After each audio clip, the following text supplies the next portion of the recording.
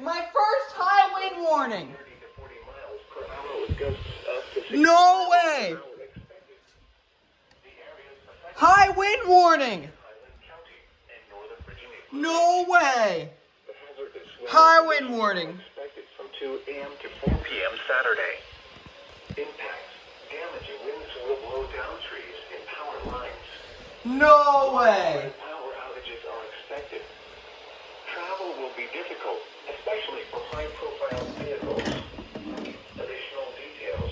Any ice accretion from freezing rain will result in greater chances for tree damage. People should avoid Wow. informed areas around trees and branches. No way. If possible, remain in the lower levels of your home during the windstorm and avoid windows. Use caution if you must drive. Are you gonna do it again? Nope. High wind warning. Wow.